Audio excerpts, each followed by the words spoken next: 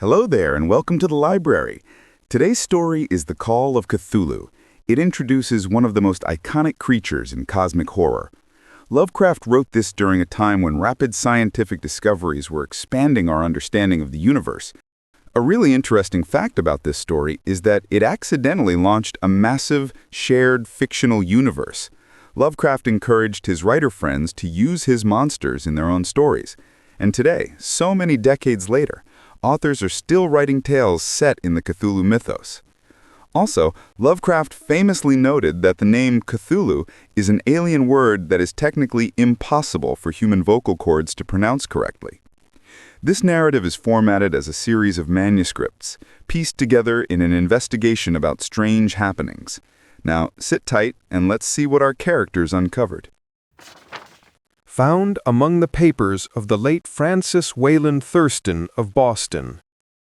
Of such great powers or beings, there may be conceivably a survival of a hugely remote period when consciousness was manifested, perhaps in shapes and forms long since withdrawn before the tide of advancing humanity. Forms of which poetry and legend alone have caught a flying memory and called them gods, monsters, mythical beings of all sorts and kinds. Algernon Blackwood. Part 1. The Horror in Clay. The most merciful thing in the world, I think, is the inability of the human mind to coronate all its contents. We live on a placid island of ignorance, in the midst of black seas of infinity, and it was not meant that we should voyage far. The sciences, each straining in its own direction, have hitherto harmed us little. But someday the piecing together of disassociated knowledge will open up such terrifying vistas of reality and of our frightful position therein that we shall either go mad from the revelation or flee from the deadly light into the peace and safety of a new dark age. Theosophists have guessed at the awesome grandeur of the cosmic cycle, wherein our world and human race form transient incidents. They have hinted at strange survivals in terms which would freeze the blood, if not masked by a bland optimism. But it is not from them that there came the single glimpse of forbidden eons which chills me when I think of it, and maddens me when I dream of it. That glimpse, like all dread glimpses of truth, flashed out from an accidental piecing together of separated things, in this case an old newspaper item and the notes of a dead professor. I hope that no one else will accomplish this piecing out. Certainly, if I live, I shall never knowingly supply a link in so hideous a chain. I think that the professor, too, intended to keep silent regarding the part he knew, and that he would have destroyed his notes had not sudden death seized him. My knowledge of the thing began in the winter of 1926-27, with the death of my granduncle George, Gamel Angle, Professor Emeritus of Semitic Languages in Brown University, Providence, Rhode Island. Professor Angle was widely known as an authority on ancient inscriptions and had frequently been resorted to by the heads of prominent museums, so that his passing at the age of 92 may be recalled by many. Locally, interest was intensified by the obscurity of the cause of death.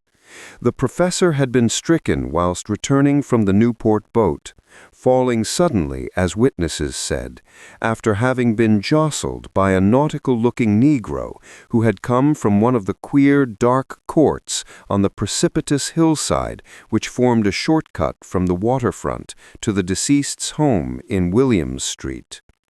Physicians were unable to find any visible disorder, but concluded after perplexed debate that some obscure lesion of the heart, induced by the brisk ascent of so steep a hill by so elderly a man, was responsible for the end. At the time, I saw no reason to dissent from this dictum, but latterly I am inclined to wonder, and more than wonder. As my granduncle's heir and executor, for he died a childless widower, I was expected to go over his papers with some thoroughness, and for that purpose moved his entire set of files and boxes to my quarters in Boston. Much of the material which I correlated will be later published by the American Archaeological Society, but there was one box which I found exceedingly puzzling, and which I felt much averse from showing to other eyes. It had been locked, and I did not find the key till it occurred to me to examine the personal ring which the professor carried always in his pocket. Then, indeed, I succeeded in opening it, but when I did so, seemed only to be confronted by a greater and more closely locked barrier. For what could be the meaning of the queer clay bas-relief and the disjointed jottings, ramblings, and cuttings that I found? Had my uncle in his latter years become credulous of the most superficial impostures? I resolved to search out the eccentric sculptor responsible for this apparent disturbance of an old man's peace of mind. The bas relief was a rough rectangle less than an inch thick and about 5 by 6 inches in area, obviously of modern origin.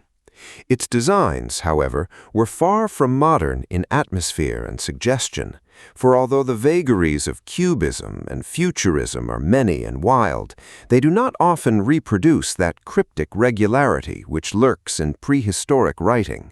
And writing of some kind the bulk of these designs seemed certainly to be, though my memory, despite much familiarity with the papers and collections of my uncle, failed in any way to identify this particular species, or even to hint at its remotest affiliations. Above these apparent hieroglyphics was a figure of evidently pictorial intent, though its impressionistic execution forbade a very clear idea of its nature.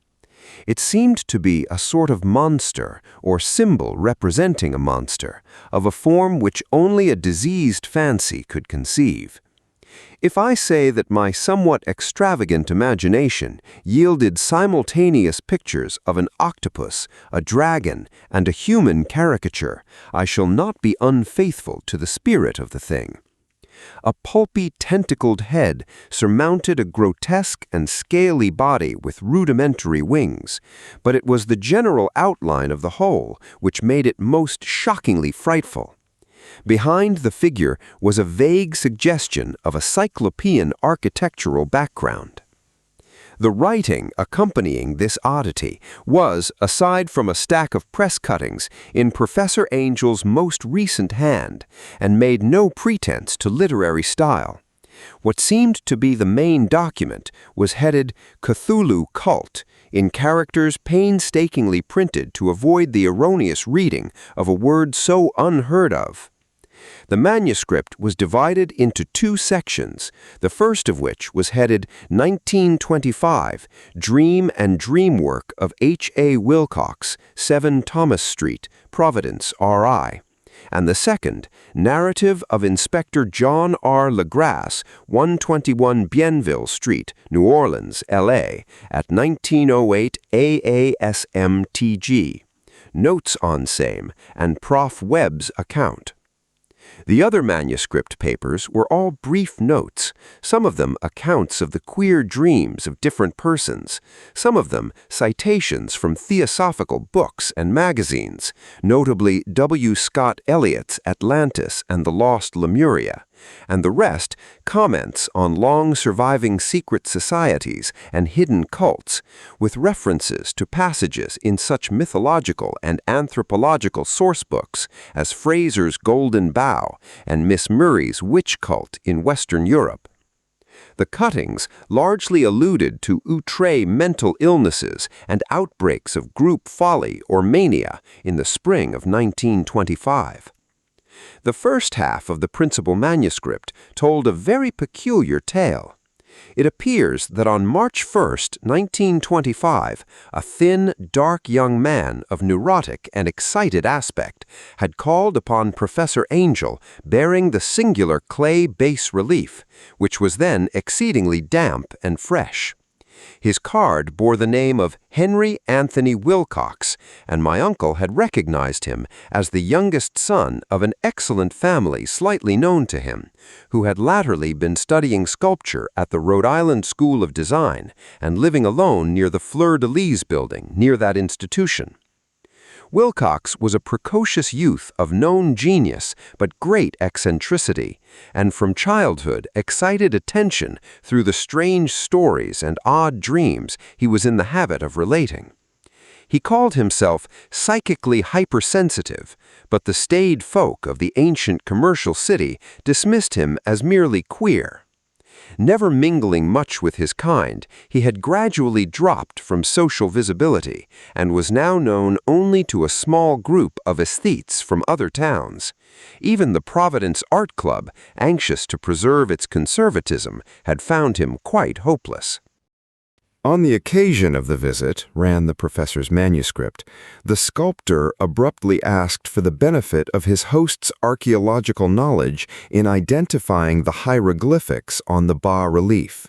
He spoke in a dreamy, stilted manner, which suggested pose and alienated sympathy, and my uncle shewed some sharpness in replying, for the conspicuous freshness of the tablet implied kinship with anything but archaeology. Young Wilcox's rejoinder, which impressed my uncle enough to make him recall and record it verbatim, was of a fantastically poetic cast, which must have typified his whole conversation, and which I have since found highly characteristic of him. He said, "It is new indeed, for I made it last night in a dream of strange cities, and dreams are older than brooding Tyre, or the contemplative Sphinx, or garden-girdled Babylon." It was then that he began that rambling tale which suddenly played upon a sleeping memory and won the fevered interest of my uncle. There had been a slight earthquake tremor the night before, the most considerable felt in New England for some years, and Wilcox's imagination had been keenly affected. Upon retiring, he had had an unprecedented dream of great cyclopean cities, of Titan blocks and sky-flung monoliths, all dripping with green ooze and sinister with latent horror.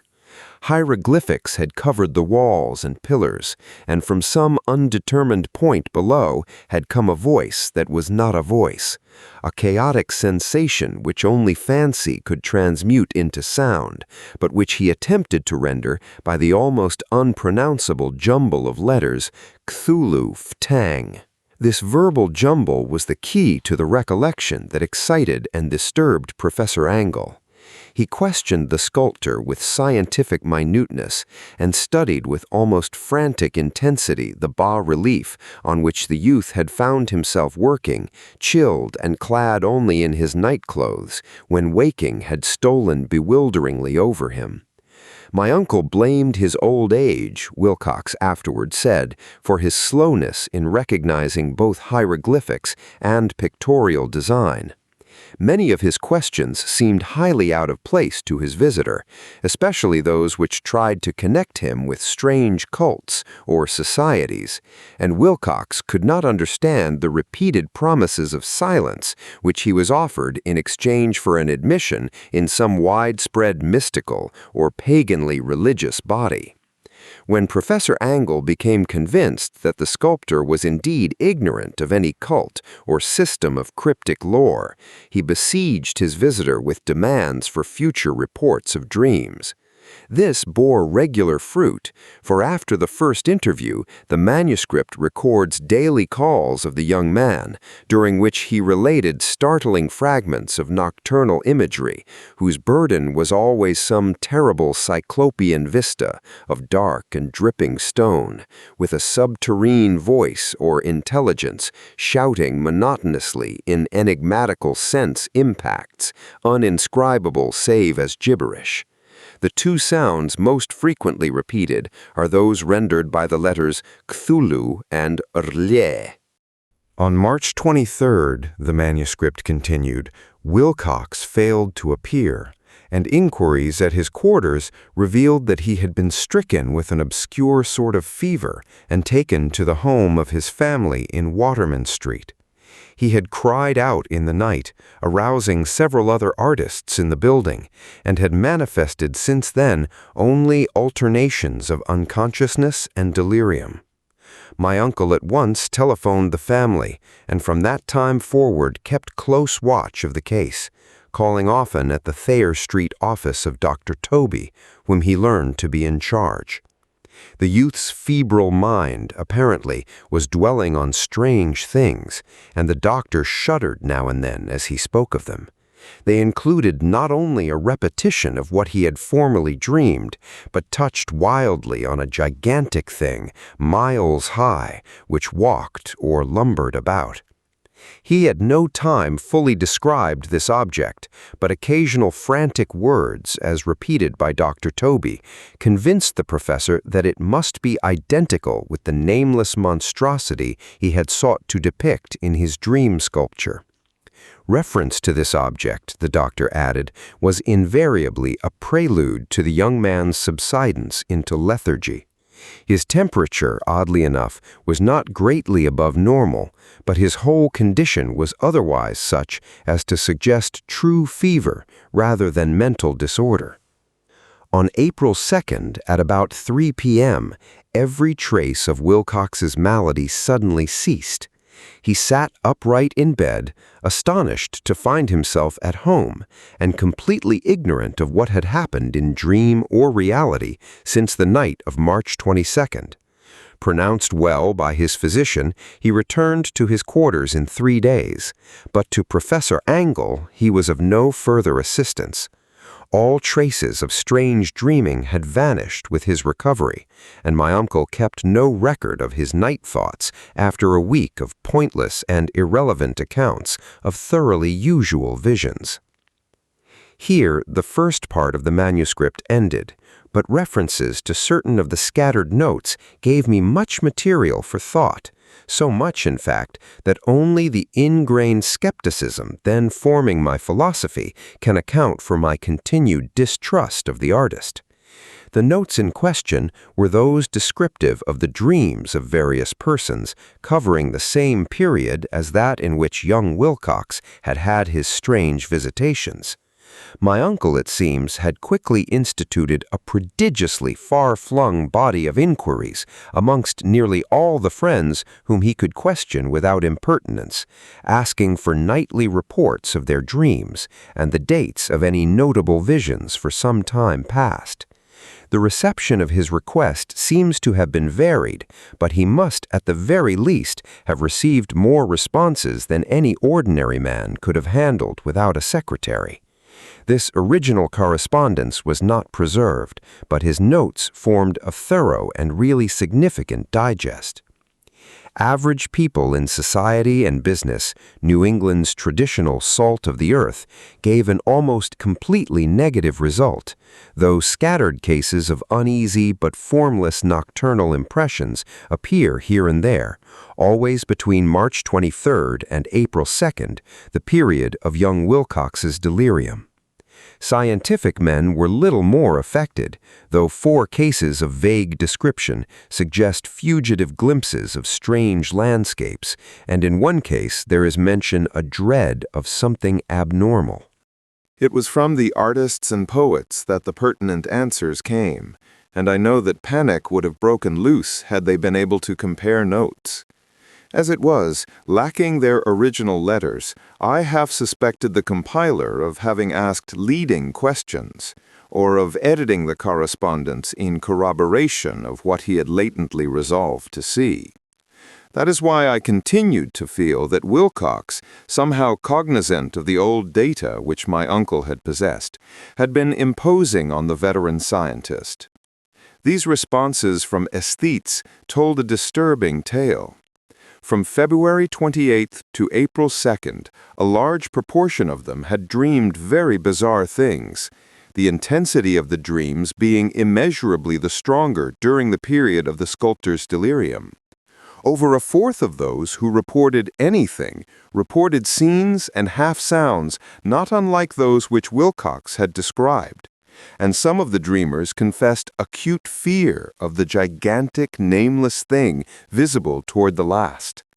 One case, which the note describes with emphasis, was very sad.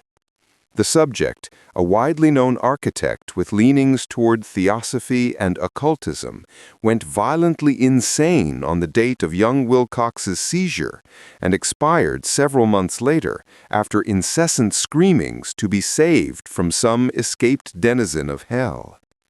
Had my uncle referred to these cases by name instead of merely by number, I should have attempted some corroboration and personal investigation. But as it was, I succeeded in tracing down only a few. All of these, however, bore out the notes in full. I have often wondered if all the objects of the professor's questioning felt as puzzled as did this fraction. It is well that no explanation shall ever reach them.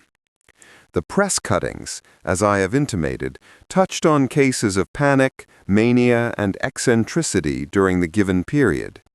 Professor Angle must have employed a cutting bureau, for the number of extracts was tremendous, and the sources scattered throughout the globe. Here was a nocturnal suicide in London, where a lone sleeper had leapt from a window after a shocking cry. Here, likewise, a rambling letter to the editor of a paper in South America, where a fanatic deduces a dire future from visions he has seen. A dispatch from California describes a theosophist colony as donning white robes en masse for some glorious fulfillment which never arrives, whilst items from India speak guardedly of serious native unrest toward the end of March. Voodoo orgies multiply in Haiti, and African outposts report ominous mutterings. American officers in the Philippines find certain tribes bothersome about this time, and New York policemen are mobbed by hysterical Levantines on the night of March 22 to 23. The west of Ireland, too, is full of wild rumor and legendry, and a fantastic painter named Ardois Bonneau hangs a blasphemous dream landscape in the Paris Spring Salon of 1926.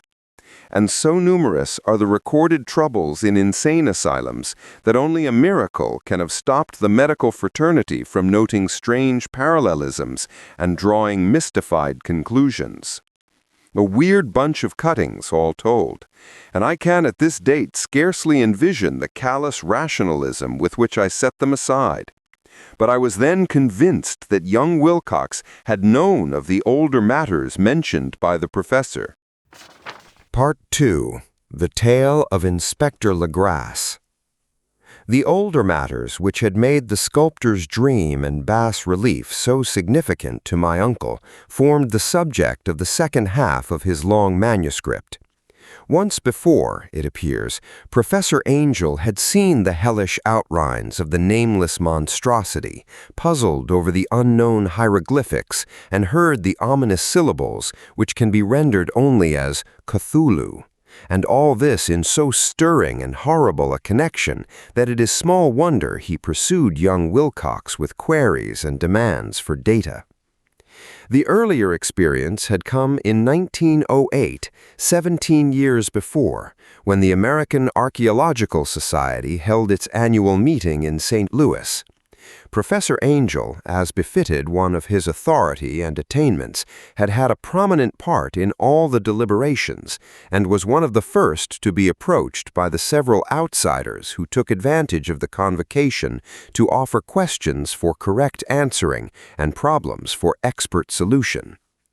The chief of these outsiders, and in a short time the focus of interest for the entire meeting, was a commonplace-looking middle-aged man who had traveled all the way from New Orleans for certain special information unobtainable from any local source. His name was John Raymond Legrasse, and he was by profession an inspector of police. With him he bore the subject of his visit, a grotesque, repulsive, and apparently very ancient stone statuette, whose origin he was at a loss to determine. It must not be fancied that Inspector Legrasse had the least interest in archaeology. On the contrary, his wish for enlightenment was prompted by purely professional considerations. The statuette, idol, fetish, or whatever it was, had been captured some months before in the wooded swamps south of New Orleans during a raid on a supposed voodoo meeting, and so singular and hideous were the rites connected with it that the police could not but realize that they had stumbled on a dark cult totally unknown to them and infinitely more diabolic than even the blackest of the African voodoo circles. Of its origin, apart from the erratic and unbelievable tales extorted from the captured members, absolutely nothing was to be discovered. Hence the anxiety of the police for any antiquarian lore which might help them to place the frightful symbol, and through it track down the cult to its fountainhead. Inspector Legrasse was scarcely prepared for the sensation which his offering created. One sight of the thing had been enough to throw the assembled men of science into a state of tense excitement, and they lost no time in crowding around him to gaze at the diminutive figure whose utter strangeness and air of genuinely abysmal antiquity hinted so potently at unopened and archaic vistas. No recognized school of sculpture had animated this terrible object, yet centuries and even thousands of years seemed recorded in its dim and greenish surface of unplaceable stone. The figure, which was finally passed slowly from man to man for close and careful study, was between 7 and 8 inches in height and of exquisitely artistic workmanship. It represented a monster of vaguely anthropoid outline, but with an octopus-like head whose face was a mass of feelers, a scaly, rubbery-looking body, prodigious claws on hind and fore feet, and long, narrow wings behind. This thing, which seemed instinct with a fearsome and unnatural malignancy, was of a somewhat bloated corpulence and squatted evilly on a rectangular block or pedestal covered with undecipherable characters. The tips of the wings touched the back edge of the block. The seat occupied the center, whilst the long curved claws of the doubled-up, crouching hind legs gripped the front edge and extended a quarter of the way down toward the bottom of the pedestal.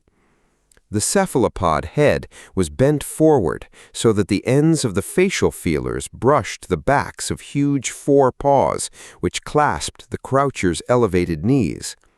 The aspect of the whole was abnormally lifelike, and the more subtly fearful because its source was so totally unknown. Its vast, awesome, and incalculable age was unmistakable, yet not one link did it shew with any known type of art belonging to civilization's youth, or indeed to any other time. Totally separate and apart, its very material was a mystery, for the soapy, greenish-black stone with its golden or iridescent flecks and striations resembled nothing familiar to geology or mineralogy. The characters along the base were equally baffling, and no member present, despite a representation of half the world's expert learning in this field, could form the least notion of even their remotest linguistic kinship. They, like the subject and material, belonged to something horribly remote and distinct from mankind as we know it, something frightfully suggestive of old and unhallowed cycles of life in which our world and our conceptions have no part. And yet, as the members severally shook their heads and confessed defeat at the inspector's problem, there was one man in that gathering who suspected a touch of bizarre familiarity in the monstrous shape and writing, and who presently told with some diffidence of the odd trifle he knew. This person was the late William Channing Webb, professor of anthropology in Princeton University, and an explorer of no slight note. Professor Webb had been engaged 48 years before in a tour of Greenland and Iceland in search of some runic inscriptions which he failed to unearth, and whilst high up on the West Greenland coast had encountered a singular tribe or cult of degenerate Eskimo whose religion, a curious form of devil worship, chilled him with its deliberate bloodthirstiness and repulsiveness. It was a faith of which other Eskimo knew little, and which they mentioned only with shudders, saying that it had come down from horribly ancient eons before ever the world was made. Besides nameless rites and human sacrifices, there were certain queer hereditary rituals addressed to a supreme elder devil or Tornasock, and of this Professor Webb had taken a careful phonetic copy from an aged Angekok or wizard priest, expressing the sounds in Roman letters as best he knew how. But just now of prime significance was the fetish which this cult had cherished and around which they danced when the aurora leapt high over the ice cliffs. It was, the professor stated, a very crude bas-relief of stone, comprising a hideous picture and some cryptic writing. And so far as he could tell, it was a rough parallel in all essential features of the bestial thing now lying before the meeting. This data, received with suspense and astonishment by the assembled members, proved doubly exciting to Inspector Legrasse, and he began at once to ply his informant with questions. Having noted and copied an oral ritual among the swamp cult worshippers his men had arrested, he besought the professor to remember as best he might the syllables taken down amongst the diabolist Eskimo. There then followed an exhaustive comparison of details and a moment of really awed silence when both detective and scientist agreed on the virtual identity of the phrase common to two hellish rituals so many worlds of distance apart. What, in substance, both the Eskimo wizards and the Louisiana swamp priests had chanted to their kindred idols was something very like this, the word divisions being guessed at from traditional breaks in the phrase as chanted aloud.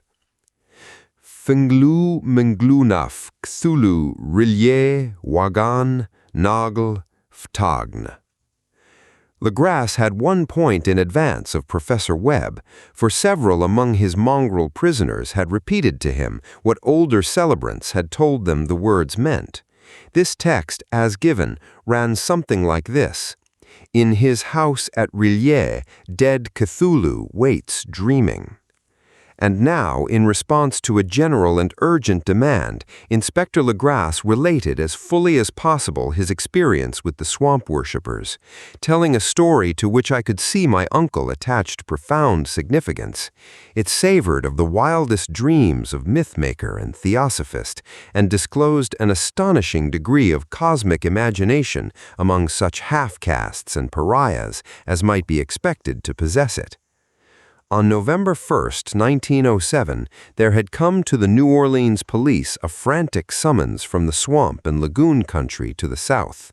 The squatters there, mostly primitive but good-natured descendants of Lafitte's men, were in the grip of stark terror from an unknown thing which had stolen upon them in the night. It was voodoo, apparently, but voodoo of a more terrible sort than they had ever known, and some of their women and children had disappeared since the malevolent tom-tom had begun its incessant beating far within the black haunted woods where no dweller ventured. There were insane shouts and harrowing screams, soul-chilling chants and dancing devil flames, and, the frightened messenger added, the people could stand it no more. So a body of 20 police, filling 2 carriages and an automobile, had set out in the late afternoon with the shivering squatter as a guide. At the end of the passable road they alighted, and for miles splashed on in silence through the terrible cypress woods where day never came. Ugly roots and malignant hanging nooses of Spanish moss beset them, and now and then a pile of dank stones or fragment of a rotting wall, intensified by its hint of morbid habitation, a depression which every malformed tree and every fungus islet combined to create. At length, the squatter settlement, a miserable huddle of huts, hove in sight, and hysterical dwellers ran out to cluster around the group of bobbing lanterns. The muffled beat of tom-toms was now faintly audible, far, far ahead, and a curdling shriek came at infrequent intervals when the wind shifted. A reddish glare, too, seemed to filter through the pale undergrowth beyond endless avenues of forest night. Reluctant even to be left alone again, each one of the cowed squatters refused, point-blank, to advance another inch toward the scene of unholy worship. So Inspector Legrasse and his 19 colleagues plunged on, unguided, into black arcades of horror that none of them had ever trod before.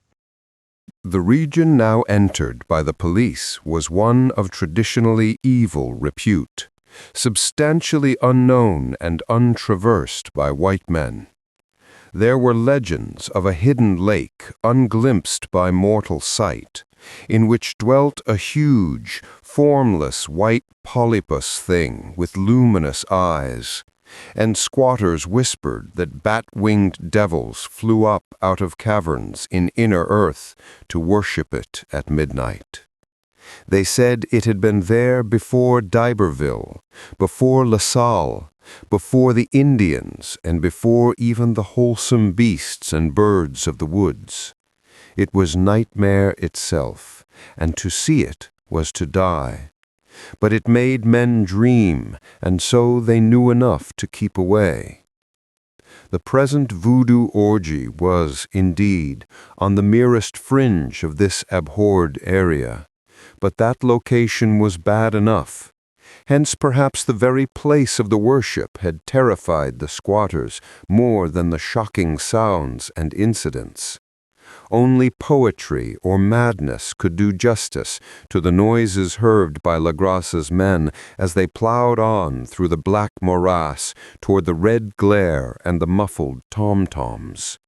There are vocal qualities peculiar to men, and vocal qualities peculiar to beasts, and it is terrible to hear the one when the source should yield the other.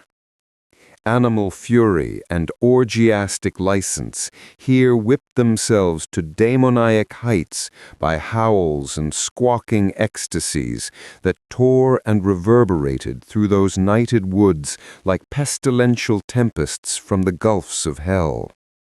Now and then the less organized ululation would cease, and from what seemed a well-drilled chorus of hoarse voices would rise in sing-song chant that hideous phrase or ritual. Then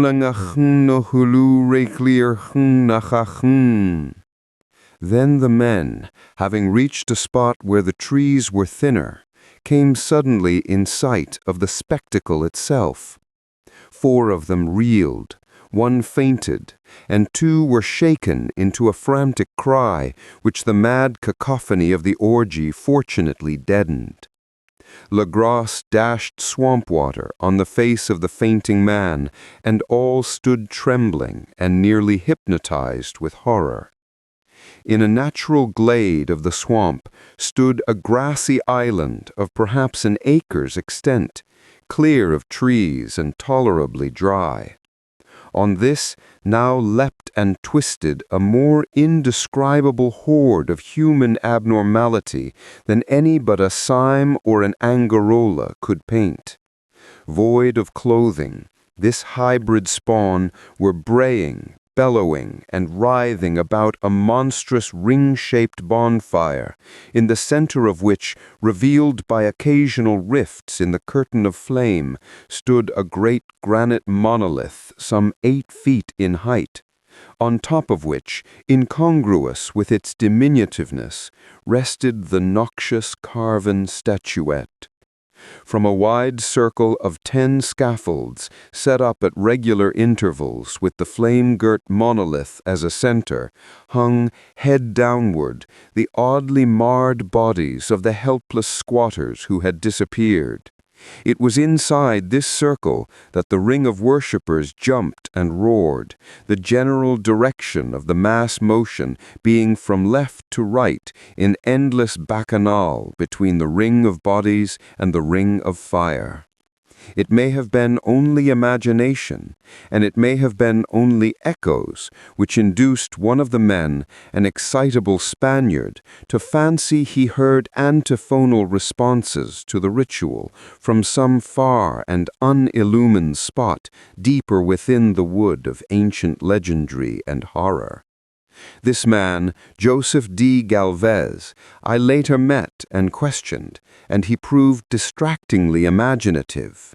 He indeed went so far as to hint of the faint beatings of wings, and of a glimpse of shining eyes and a mountainous white bulk beyond the remotest trees, but I suppose he had been hearing too much native superstition. Actually, the horrified pause of the men was of comparatively brief duration. Duty came first, and although there must have been nearly 100 mongrel celebrants in the throng, the police relied on their firearms and plunged determinedly into the nauseous rout. For 5 minutes, the resultant din and chaos were beyond description. Wild blows were struck, shots were fired, and escapes were made. But in the end, Legrasse was able to count some 47 sullen prisoners, whom he forced to dress in haste and fall into line between 2 rows of policemen. 5 of the worshippers lay dead, and 2 severely wounded ones were carried away on improvised stretchers by their fellow prisoners. The image on the monolith, of course, was carefully removed and carried back by Legrasse. Examined at headquarters after a trip of intense strain and weariness, the prisoners all proved to be men of a very low, mixed-blooded, and mentally aberrant type. Most were seamen, and a sprinkling of Negroes and mulattoes, largely West Indians or Brava Portuguese from the Cape Verde Islands, gave a coloring of voodooism to the heterogeneous cult. But before many questions were asked, it became manifest that something far deeper and older than Negro fetishism was involved. Degraded and ignorant as they were, the creatures held with surprising consistency to the central idea of their loathsome faith. They worshipped, so they said, the great old ones who lived ages before there were any men, and who came to the young world out of the sky. Those old ones were gone now, inside the earth and under the sea, but their dead bodies had told their secrets in dreams to the first men, who formed a cult which had never died. This was that cult, and the prisoners said it had always existed and always would exist, hidden in distant wastes and dark places all over the world, until the time when the great priest Cthulhu, from his dark house in the mighty city of Rilya under the waters, should rise and bring the earth again beneath his sway. Someday he would call when the stars were ready, and the secret cult would always be waiting to liberate him. Meanwhile, no more must be told. There was a secret which even torture could not extract. Mankind was not absolutely alone among the conscious things of earth, for shapes came out of the dark to visit the faithful few. But these were not the great old ones. No man had ever seen the old ones. The carven idol was great Cthulhu, but none might say whether or not the others were precisely like him. No one could read the old writing now, but things were told by word of mouth. The chanted ritual was not the secret. That was never spoken aloud, only whispered.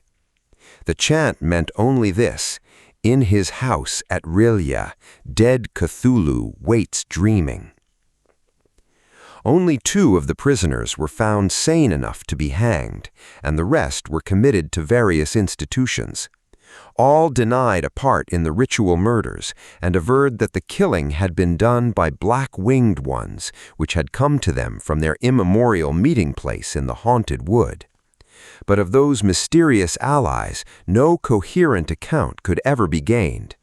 What the police did extract came mainly from an immensely aged mestizo named Castro, who claimed to have sailed to strange ports and talked with undying leaders of the cult in the mountains of China.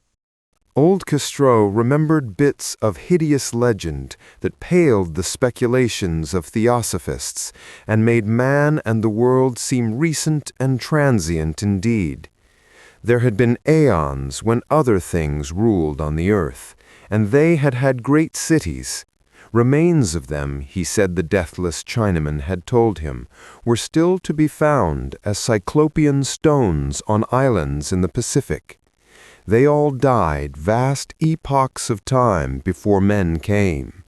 But there were arts which could revive them when the stars had come round again to the right positions in the cycle of eternity.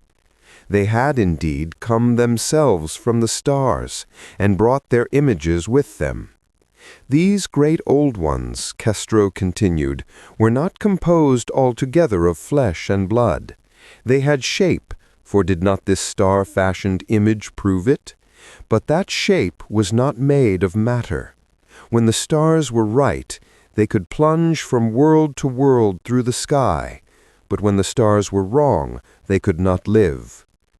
But although they no longer lived, they would never really die.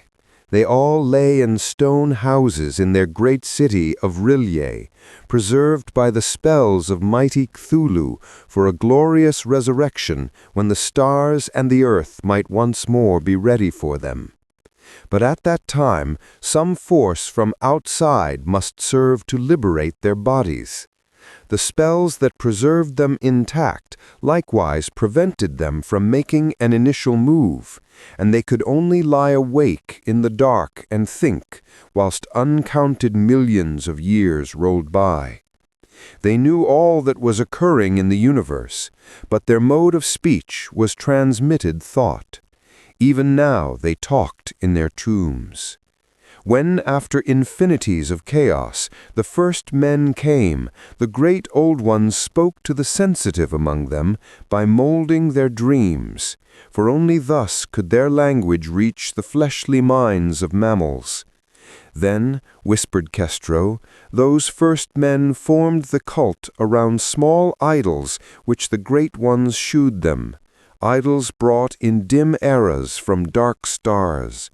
That cult would never die till the stars came right again, and the secret priests would take great Cthulhu from his tomb to revive his subjects and resume his rule of earth. The time would be easy to know, for then mankind would have become as the great old ones, free and wild and beyond good and evil, with laws and morals thrown aside, and all men shouting and killing and reveling in joy. Then the liberated old ones would teach them new ways to shout and kill and revel and enjoy themselves, and all the earth would flame with a holocaust of ecstasy and freedom. Meanwhile, the cult, by appropriate rites, must keep alive the memory of those ancient ways and shadow forth the prophecy of their return. In the elder time, chosen men had talked with the entombed old ones in dreams, but then something had happened. The great stone city Relay, with its monoliths and sepulchres, had sunk beneath the waves, and the deep waters, full of the one primal mystery through which not even thought can pass, had cut off the spectral intercourse. But memory never died, and high priests said that the city would rise again when the stars were right. Then came out of the earth the black spirits of earth, moldy and shadowy, and full of dim rumors picked up in caverns beneath forgotten sea bottoms. But of them old Castro dared not speak much. He cut himself off hurriedly, and no amount of persuasion or subtlety could elicit more in this direction. The size of the old ones, too, he curiously declined to mention. Of the cult, he said that he thought the center lay amid the pathless deserts of Arabia, where Iram, the city of pillars, dreams hidden and untouched. It was not allied to the European witch cult and was virtually unknown beyond its members. No book had ever really hinted of it, though the Deathless Chinaman said that there were double meanings in the Necronomicon of the mad Arab Abdul al-Hazreb, which the initiated might read as they chose, especially the much-discussed couplet, "That is not dead which can eternal lie, and with strange eons even death may die." Legrasse, deeply impressed and not a little bewildered, had inquired in vain concerning the historic affiliations of the cult. Castro, apparently, had told the truth when he said that it was wholly secret. The authorities at Tulane University could shed no light upon either cult or image, and now the detective had come to the highest authorities in the country and met with no more than the Greenland Devil tablet of Professor Webb. The feverish interest aroused at the meeting by Legrasse's tale, corroborated as it was by the statuette, is echoed in the subsequent correspondence of those who attended, although scant mention occurs in the formal publications of the Society. Caution is the first care of those accustomed to face occasional charlatanry and imposture. Legrasse for some time lent the image to Professor Webb, but at the latter's death it was returned to him and remains in his possession, where I viewed it not long ago. It is truly a terrible thing, and unmistakably akin to the dream sculpture of young Wilcox. That my uncle was excited by the tale of the sculpture I did not wonder, for what thoughts must arise upon hearing, after a knowledge of what Legrasse had learned of the cult, of a sensitive young man who had dreamed not only the figure and exact hieroglyphics of the swamp-found image and the Greenland Devil tablet, but had come in his dreams upon at least 3 of the precise words of the formula, uttered alike by Eskimo diabolists and mongrel Louisianans? Professor Angel's instant start on an investigation of the utmost thoroughness was eminently natural, though privately I suspected young Wilcox of having heard of the cult in some indirect way, and of having invented a series of dreams to heighten and continue the mystery at my uncle's expense.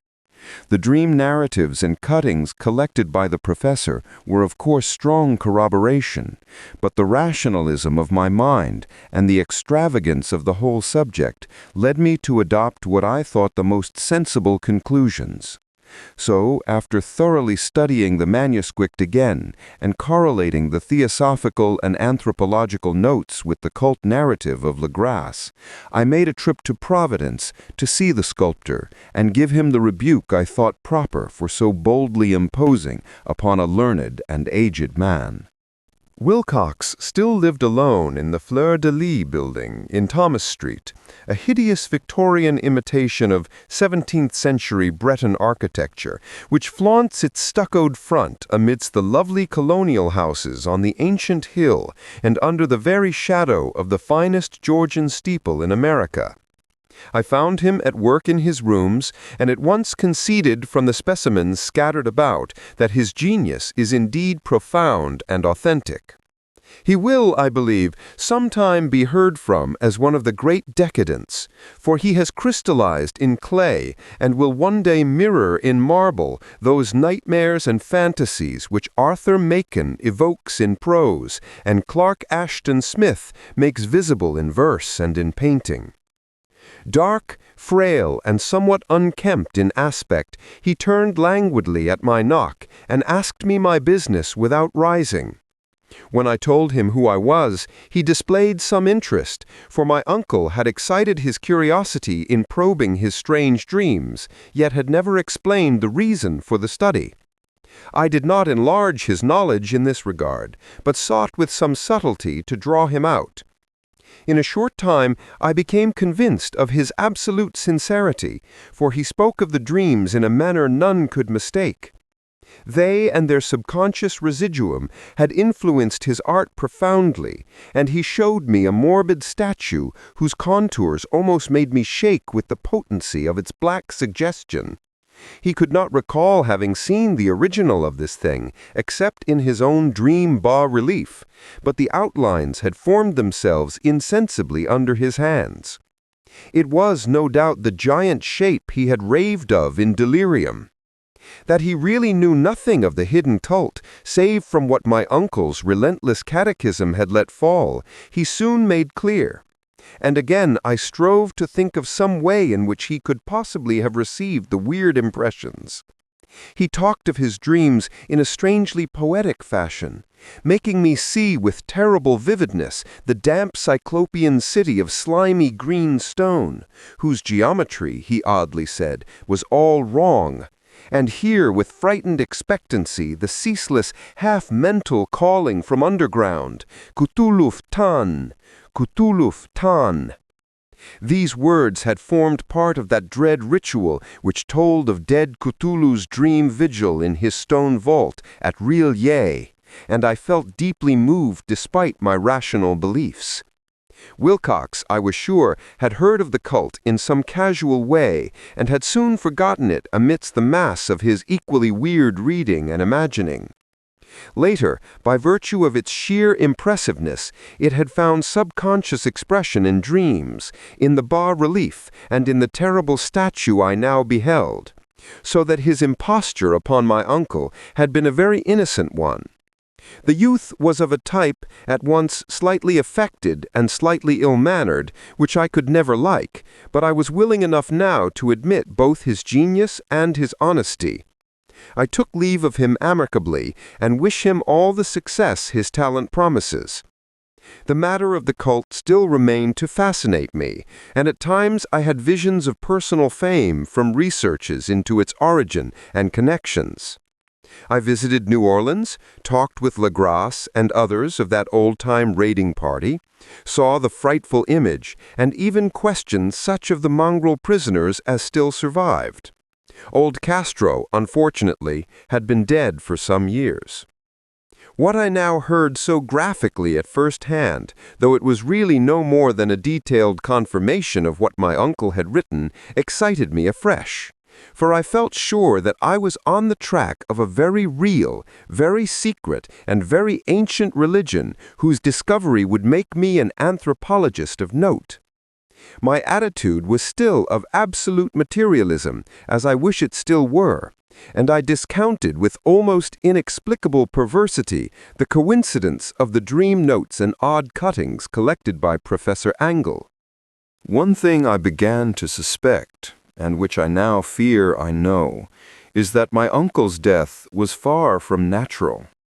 He fell on a narrow hill street, leading up from an ancient waterfront swarming with foreign mongrels, after a careless push from a Negro sailor. I did not forget the mixed blood and marine pursuits of the cult members in Louisiana, and would not be surprised to learn of secret methods and poison needles as ruthless and as anciently known as the cryptic rites and beliefs. Legrasse and his men, it is true, have been let alone, but in Norway a certain seaman who saw things is dead. Might not the deeper inquiries of my uncle after encountering the sculptor's data have come to sinister ears? I think Professor Angle died because he knew too much, or because he was likely to learn too much. Whether I shall go as he did remains to be seen, for I have learned much now. Part 3. The Madness from the Sea. If heaven ever wishes to grant me a boon, it will be a total effacing of the results of a mere chance which fixed my eye on a certain stray piece of shelf paper. It was nothing on which I would naturally have stumbled in the course of my daily round, for it was an old number of an Australian journal, the Sydney Bulletin for April 18, 1925. It had escaped even the Cutting Bureau, which had, at the time of its issuance, been avidly collecting material for my uncle's research. I had largely given over my inquiries into what Professor Angle called the Cthulhu cult, and was visiting a learned friend in Paterson, New Jersey, the curator of a local museum and a mineralogist of note. Examining one day the reserved specimens roughly set on the storage shelves in a rear room of the museum, my eye was caught by an odd picture in one of the old papers spread beneath the stones. It was the Sydney Bulletin I have mentioned, for my friend has wide affiliations in all conceivable foreign parts. And the picture was a half-tone cut of a hideous stone image almost identical with that which Legrasse had found in the swamp. Eagerly clearing the sheet of its precious contents, I scanned the item in detail, and was disappointed to find it of only moderate length. What it suggested, however, was of portentous significance to my flagging quest, and I carefully tore it out for immediate action. It read as follows: Mystery derelict found at sea. Vigilant arrives with helpless armed New Zealand yacht in tow. One survivor and dead man found aboard. Tale of desperate battle and deaths at sea. Rescued seaman refuses particulars of strange experience. Odd idol found in his possession. Inquiry to follow. The Morrison Co's freighter Vigilant, bound from Valparaiso, arrived this morning at its wharf in Darling Harbor, having in tow the battled and disabled but heavily armed steam yacht Alert of Dundee, NZ, which was sighted April 12th in S latitude 34 degrees 21 minutes, west longitude 152 degrees 17 minutes, with one living and one dead man aboard. The Vigilant left Valparaiso March 25th, and on April 2nd was driven considerably south of her course by exceptionally heavy storms and monster waves. On April 12th, the derelict was sighted, and though apparently deserted, was found upon boarding to contain one survivor in a half-delirious condition, and one man who had evidently been dead for more than a week. The living man was clutching a horrible stone idol of unknown origin, about a foot in height, regarding whose nature authorities at Sydney University, the Royal Society, and the Museum in College Street all profess complete bafflement, and which the survivor says he found in the cabin of the yacht in a small carved shrine of common pattern. This man, after recovering his senses, told an exceedingly strange story of piracy and slaughter. He is Gustav Johansen, a Norwegian of some intelligence, and had been second mate of the two-masted schooner Emma of Auckland, which sailed for Callao February 20th with a complement of 11 men. The Emma, he says, was delayed and thrown widely south of her course by the great storm of March 1st, and on March 22nd, in S latitude 49 degrees 51 seconds, west longitude 128 degrees 34 seconds, encountered the Alert, manned by a queer and evil-looking crew of Kanakas and half-castes. Being ordered peremptorily to turn back, Captain Collins refused, whereupon the strange crew began to fire savagely and without warning upon the schooner with a peculiarly heavy battery of brass cannon forming part of the yacht's equipment. The Emma's men shooed fight, says the survivor, and though the schooner began to sink from shots beneath the waterline, they managed to heave alongside their enemy and board her, grappling with the savage crew on the yacht's deck, and being forced to kill them all, the number being slightly superior, because of their particularly abhorrent and desperate, though rather clumsy mode of fighting. 3 of the Emma's men, including Captain Collins and First Mate Green, were killed, and the remaining 8 under Second Mate Johansen proceeded to navigate the captured yacht, going ahead in their original direction to see if any reason for their ordering back had existed.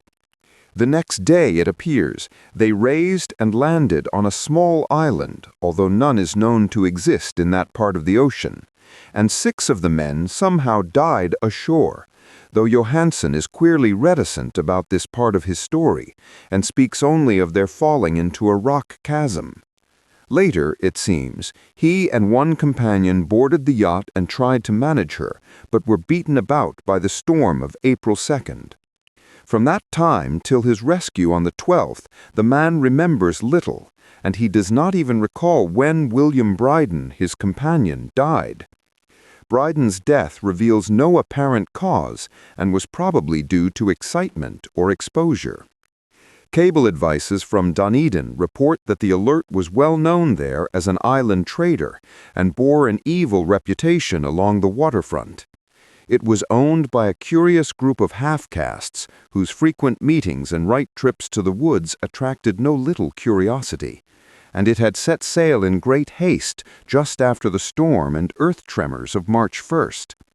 Our Auckland correspondent gives the Emma and her crew an excellent reputation, and Johansen is described as a sober and worthy man. The Admiralty will institute an inquiry on the whole matter beginning tomorrow, at which every effort will be made to induce Johansen to speak more freely than he has done hitherto. This was all, together with the picture of the hellish image, but what a train of ideas it started in my mind. Here were new treasuries of data on the Cthulhu cult, and evidence that it had strange interests at sea as well as on land. What motive prompted the hybrid crew to order back the Emma as they sailed about with their hideous idol? What was the unknown island on which 6 of the Emma's crew had died, and about which the mate Johansen was so secretive? What had the Vice Admiralty's investigation brought out, and what was known of the noxious cult in Dunedin? And most marvelous of all, what deep and more than natural linkage of dates was this that gave a malign and now undeniable significance to the various turns of events so carefully noted by my uncle? March 1st, or February 28th, according to the international dateline, the earthquake and storm had come. From Dunedin, the Alert and her noisome crew had darted eagerly forth, as if imperiously summoned, and on the other side of the earth poets and artists had begun to dream of a strange, dank cyclopean city, whilst a young sculptor had molded in his sleep the form of the dreaded Cthulhu. March 23rd, the crew of the Emma landed on an unknown island and left 6 men dead, and on that date the dreams of sensitive men assumed a heightened vividness and darkened with dread of a giant monster's malign pursuit, whilst an architect had gone mad and a sculptor had lapsed suddenly into delirium. And what of this storm of April 2nd? The date on which all dreams of the dank city ceased and Wilcox emerged unharmed from the bondage of strange fever? What of all this, and of those hints of old Castro about the sunken, star-born old ones, and their coming reign, their faithful cult, and their mastery of dreams? Was I tottering on the brink of cosmic horrors beyond man's power to bear? If so, they must be horrors of the mind alone, for in some way the 2nd of April had put a stop to whatever monstrous menace had begun its siege of mankind's soul. That evening, after a day of hurried cabling and arranging, I bade my host adieu and took a train for San Francisco. In less than a month, I was in Dunedin, where, however, I found that little was known of the strange cult members who had lingered in the old sea taverns. Waterfront scum was far too common for special mention, though there was vague talk about one inland trip these mongrels had made, during which faint drumming and red flame were noted on the distant hills. In Auckland, I learned that Johansen had returned with yellow hair turned white after a perfunctory and inconclusive questioning at Sydney, and had thereafter sold his cottage in West Street and sailed with his wife to his old home in Oslo. Of his stirring experience, he would tell his friends no more than he had told the Admiralty officials, and all they could do was to give me his Oslo address. After that, I went to Sydney and talked profitlessly with seamen and members of the Vice Admiralty Court. I saw the Alert, now sold and in commercial use, at Circular Quay in Sydney Cove, but gained nothing from its non-committal bulk. The crouching image with its cuttlefish head, dragon body, scaly wings, and hieroglyphed pedestal was preserved in the museum at Hyde Park, and I studied it long and well, finding it a thing of balefully exquisite workmanship, and with the same utter mystery, terrible antiquity, and unearthly strangeness of material which I had noted in Legrasse's smaller specimen.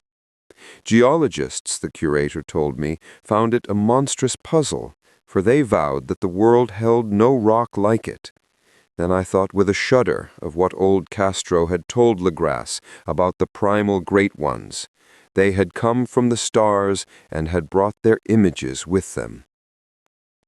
Shaken with such a mental revolution as I had never before known, I now resolved to visit Mate Johansen in Oslo. Sailing for London, I re-embarked at once for the Norwegian capital, and one autumn day landed at the trim wharves in the shadow of the Egerberg. Johansen's address, I discovered, lay in the old town of King Harald Hardrada, which kept alive the name of Oslo during all the centuries that the greater city masqueraded as Christiana. I made the brief trip by taxicab and knocked with palpitant heart at the door of a neat and ancient building with plastered front. A sad-faced woman in black answered my summons, and I was stung with disappointment when she told me in halting English that Gustaf Johansen was no more. He had not survived his return, said his wife, for the doings at sea in 1925 had broken him. He had told her no more than he had told the public, but had left a long manuscript of technical matters, as he said, written in English, evidently in order to safeguard her from the peril of casual perusal. During a walk through a narrow lane near the Gothenburg dock, a bundle of papers falling from an attic window knocked them down. 2 Lascar sailors at once helped him to his feet, but before the ambulance could reach him, he was dead. Physicians found no adequate cause for the end and laid it to heart trouble and a weakened constitution. I now felt gnawing at my vitals that dark terror which will never leave me till I too am at rest, accidentally or otherwise. Persuading the widow that my connection with her husband's technical matters was sufficient to entitle me to his manuscript, I bore the document away and began to read it on the London boat. It was a simple, rambling thing, a naive sailor's effort at a post facto diary, and strove to recall day by day that last awful voyage. I cannot attempt to transcribe it verbatim in all its cloudiness and redundance, but I will tell its gist enough to shew why the sound of the water against the vessel's sides became so unendurable to me that I stopped my ears with cotton. Johansen, thank God, did not know quite all, even though he saw the city and the thing. But I shall never sleep calmly again when I think of the horrors that lurk ceaselessly behind life in time and in space, and of those unhallowed blasphemies from elder stars which dream beneath the sea, known and favored by a nightmare cult, ready and eager to loose them on the world whenever another earthquake shall heave their monstrous stone city again to the sun and air. Johansen's voyage had begun just as he told it to the Vice-Admiralty. The Emma, in ballast, had cleared Auckland on February 20th, and had felt the full force of that earthquake-born tempest, which must have heaved up from the sea bottom the horrors that filled men's dreams. Once moored under control, the ship was making good progress when held up by the Alert on March 22nd, and I could feel the mate's regret as he wrote of her bombardment and sinking. Of the swarthy cult fiends on the Alert, he speaks with significant horror. There was some peculiarly abominable quality about them which made their destruction seem almost a duty, and Johansen shows ingenuous wonder at the charge of ruthlessness brought against his party during the proceedings of the Court of Inquiry. Then, driven ahead by curiosity in their captured yacht under Johansen's command, the men sight a great stone pillar sticking out of the sea, and in south latitude 47 degrees 9, west longitude 126 degrees 43, come upon a coastline of mingled mud, ooze, and weedy cyclopean masonry, which can be nothing less than the tangible substance of Earth's supreme terror, the nightmare corpse city of Arles, that was built in measureless eons behind history by the vast loathsome shapes that seep down from the dark stars. There lay great Cthulhu and his hordes, hidden in green slimy vaults, and sending out at last, after cycles incalculable, the thoughts that spread fear to the dreams of the sensitive and called imperiously to the faithful to come on a pilgrimage of liberation and restoration. All this Johansen did not suspect, but God knows he soon saw enough. I suppose that only a single mountaintop, the hideous monolith-crowned citadel whereon great Cthulhu was buried, actually emerged from the waters. When I think of the extent of all that may be brooding down there, I almost wish to kill myself forthwith. Johansen and his men were awed by the cosmic majesty of this dripping Babylon of elder daemons, and must have guessed without guidance that it was nothing of this or of any sane planet. Awe at the unbelievable size of the greenish stone blocks, at the dizzying height of the great carven monolith, and at the stupefying identity of the colossal statues and bas-reliefs with the queer image found in the shrine on the alert, is poignantly visible in every line of the mate's frightened description. Without knowing what futurism is like, Johansen achieved something very close to it when he spoke of the city. For instead of describing any definite structure or building, he dwells only on broad impressions of vast angles and stone surfaces, surfaces too great to belong to anything right or proper for this earth, and impious with horrible images and hieroglyphs. I mention his talk about angles because it suggests something Wilcox had told me of his awful dreams. He had said that the geometry of the dream place he saw was abnormal, non-Euclidean, and loathsomely redolent of spheres and dimensions apart from ours. Now an unlettered seaman felt the same thing whilst gazing at the terrible reality. Johansen and his men landed at a sloping mud bank on this monstrous acropolis and clambered slipperily up over Titan oozy blocks which could have been no mortal staircase. The very sun of heaven seemed distorted when viewed through the polarizing miasma welling out from this sea-soaked perversion, and twisted menace and suspense lurked leeringly in those crazily elusive angles of carven rock, where a second glance showed concavity after the first showed convexity. Something very like fright had come over all the explorers before anything more definite than rock and ooze and weed was seen. Each would have fled had he not feared the scorn of the others, and it was only half-heartedly that they searched, vainly as it proved, for some portable souvenir to bear away. It was Rodriguez, the Portuguese, who climbed up the foot of the monolith and shouted of what he had found. The rest followed him and looked curiously at the immense carved door with the now familiar squid dragon bas-relief. It was, Johansen said, like a great barn door, and they all felt that it was a door because of the ornate lintel, threshold, and jambs around it, though they could not decide whether it lay flat, like a trapdoor, or slantwise like an outside cellar door. As Wilcox would have said, the geometry of the place was all wrong. One could not be sure that the sea and the ground were horizontal, hence the relative position of everything else seemed phantasmally variable. Bryden pushed at the stone in several places without result. Then Donovan felt over it delicately around the edge, pressing each point separately as he went. He climbed interminably along the grotesque stone molding. That is, one would call it climbing if the thing was not after all horizontal, and the men wondered how any door in the universe could be so vast. Then, very softly and slowly, the acre-great panel began to give inward at the top, and they saw that it was balanced. Donovan slid or somehow propelled himself down or along the jam and rejoined his fellows, and everyone watched the queer recession of the monstrously carven portal.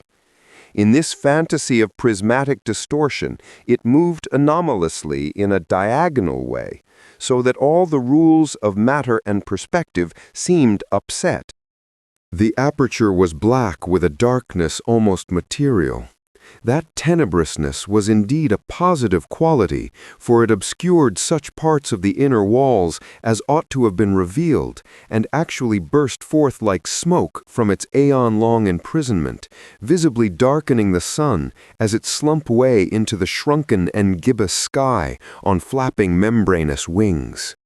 The odor arising from the newly opened depths was intolerable, and at length the quick-eared Hawkins thought he heard a nasty, slopping sound down there.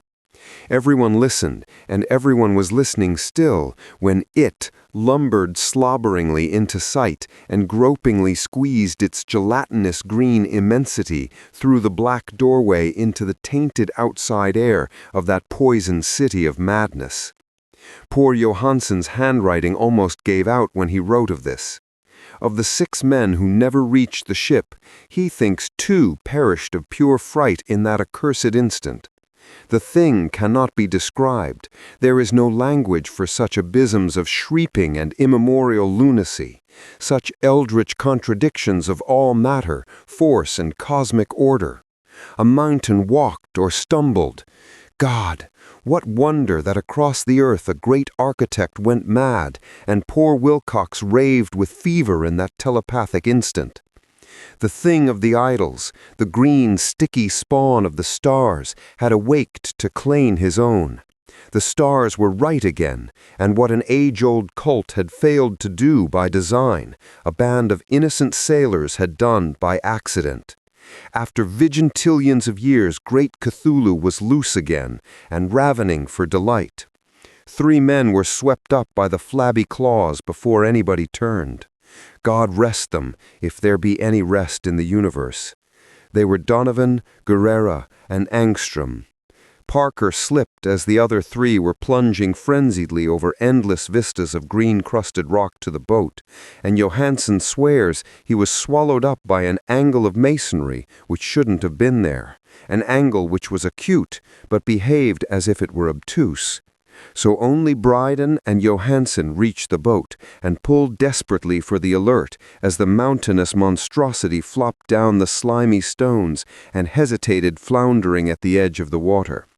Steam had not been suffered to go down entirely, despite the departure of all hands for the shore, and it was the work of only a few moments of feverish rushing up and down between wheel and engines to get the alert under way.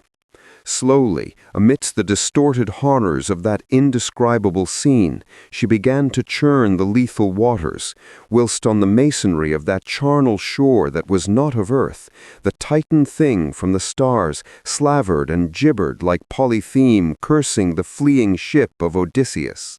Then, bolder than the storied Cyclops, great Cthulhu slid greasily into the water and began to pursue with vast wave-raising strokes of cosmic potency.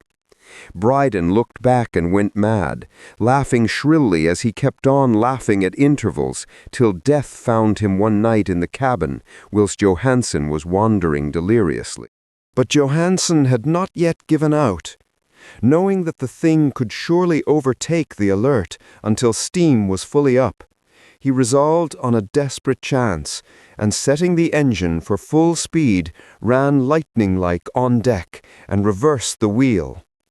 There was a mighty eddying and foaming in the noisome brine, and as the steam mounted higher and higher, the brave Norwegian drove his vessel head-on against the pursuing jelly, which rose above the unclean froth like the stern of a Damon galleon. The awful squid head with writhing feelers came nearly up to the bowsprit of the sturdy yacht, but Johansen drove on relentlessly. There was a bursting as of an exploding bladder, a slushy nastiness as of a cloven sunfish, a stench as of 1,000 opened graves, and a sound that the chronicler would not put on paper. For an instant the ship was befouled by an acrid and blinding green cloud, and then there was only a venomous seething astern, where, God in heaven, the scattered plasticity of that nameless sky-spawn was recombining in its hateful original form, whilst its distance widened every second as the Alert gained impetus from its mounting steam. That was all. After that, Johansen only brooded over the idol in the cabin and attended to a few matters of food for himself and the laughing maniac by his side. He did not try to navigate after the first bold flight, for the reaction had taken something out of his soul. Then came the storm of April 2nd and a gathering of the clouds about his consciousness. There is a sense of spectral whirling through liquid gulfs of infinity, of dizzying rides through reeling universes on a comet tail, and hysterical plunges from the pit to the moon and from the moon back again to the pit, all livened by a cachinnating chorus of the distorted, hilarious elder gods and the green bat-winged mocking imps of Tartarus. Out of that dream came rescue, the vigilant, the Vice-Admiralty Court, the streets of Dunedin, and the long voyage back home to the old house by the Eagleburg. He could not tell. They would think him mad. He would write of what he knew before death came, but his wife must not guess. Death would be a boon if only it could blot out the memories. That was the document I read. And now I have placed it in the tin box beside the bas-relief and the papers of Professor Angle. With it shall go this record of mine, this test of my own sanity, wherein is pieced together that which I hope may never be pieced together again. I have looked upon all that the universe has to hold of horror, and even the skies of spring and the flowers of summer must ever afterward be poison to me. But I do not think my life will be long. As my uncle went, as poor Johansen went, so I shall go. I know too much, and the cult still lives. Cthulhu still lives too, I suppose, again in that chasm of stone which has shielded him since the sun was young. His accursed city is sunken once more, for the vigilant sailed over the spot after the April storm. But his ministers on earth still bellow and prance and slay around idol-capped monoliths in lonely places. He must have been trapped by the sinking whilst within his black abyss, or else the world would by now be screaming with fright and frenzy. Who knows the end? What has risen may sink, and what has sunk may rise. Loathsomeness waits and dreams in the deep, and decay spreads over the tottering cities of men. A time will come, but I must not and cannot think.